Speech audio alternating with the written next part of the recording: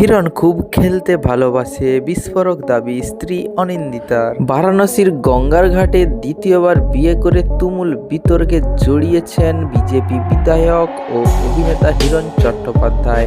অভিযোগ, প্রথম স্ত্রী অনিন্দিতাকে ডিভোর্স না দিয়েই তিনি ঋতিকা গিরির সঙ্গে বৈবাহিক সম্পর্কে আবদ্ধ হন।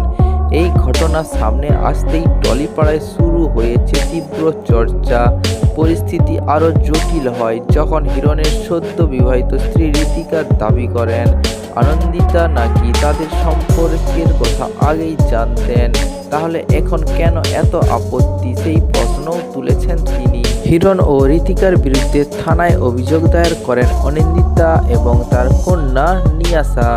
থানায় অভিযোগ জানিয়ে বেরোনোর পর হিরণের 19 বছরের মেয়ে নিয়াসার বক্তব্য কার্যত সকলকে আবেগে ভাসিয়ে দেয়। বাবার সঙ্গে তার সম্পর্ক দীর্ঘদিন ধরেই খুব একটা ভালো ছিল না, তবুও হঠাৎ করে বাবার দ্বিতীয় বিয়ের খবর জানতে পেরে মানসিকভাবে সম্পূর্ণ ভেঙে পড়ার কথা জানান তিনি।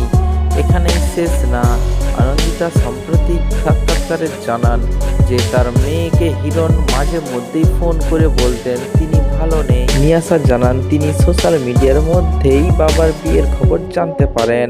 তার কথায়, মা আমাকে ফোন করে বলেছিল একটা কিছু পাঠিয়েছি, খুলে দেখ।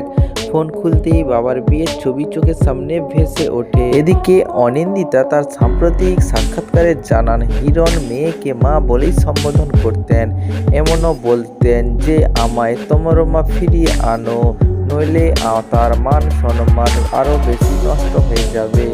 হিরণ পত্নীর কথায়, আমরা কিন্তু ওকে ফিরিয়ে নিয়ে এসেছিলাম আরবানাতে, যেখানে আমরা থাকি সেখানে ও 4 থেকে 5 মাস ছিল আমাদের সঙ্গে, একসঙ্গে ছিলাম আমরা। এরপর আমরা জানতে পারি এত অপমান, এত লজ্জার পরেও ও নাকি মেয়েটির সঙ্গে কথা বলে। আমি তো অবাক, সে এমনও হতে পারে। এটা কি খেলা চলছে, ইয়ার্কি নাকি?